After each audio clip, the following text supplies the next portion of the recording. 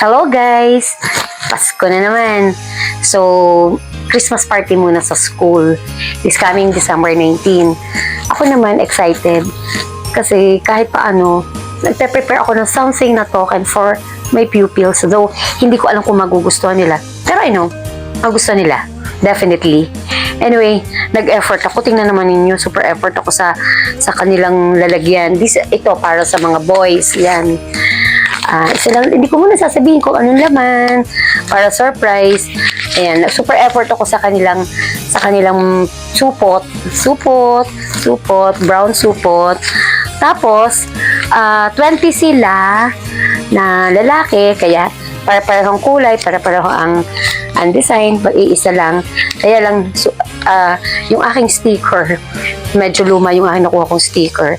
Kailangan ko lagyan ng double adhesive sa likod para hindi man laglag. Wala na akong choice eh. And then, sabi ko nga kanina, 20 pieces, 20 na boys. And then, sa girls naman, ito naman yung ginawa ko. Yan. Hindi ko nasasabihin na lang, surprise. Pero, gugustuhan ng mga girls kasi kita ko sila, may mga ganito sila, may mga collection sila ng ganito.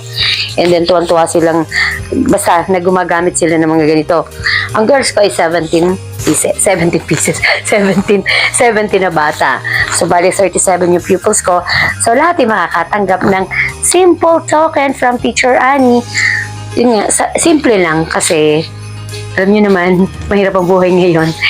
Anyway, ang mahalaga, it's Christmas time, it's giving time, at syempre, kailangan yung love.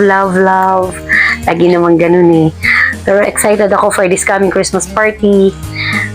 Merong exchange gift. Sige, mag-video ako para sa aming Christmas party. Pero ito, tanto ako. Pag nakikita ko naka-display dun sa table ko, sa table namin, tapos hile-hilera silang ganito. Ewan ko, ang simple-simple lang naman ng laman. Very cheap. Pero, ewan ko, basta natutuwa lang ako. Ang importante, yun nga sabi ko kanina, meron kaunti silang token from me na super effort naman ako. Super effort. Uli-uli yung super effort kasi kailangan Nakakatuwa din naman magbigay, lalo na't ang mga bata. Ang mga bata pa ay very appreciative. So, nakakataba ng puso pagka ganun sila.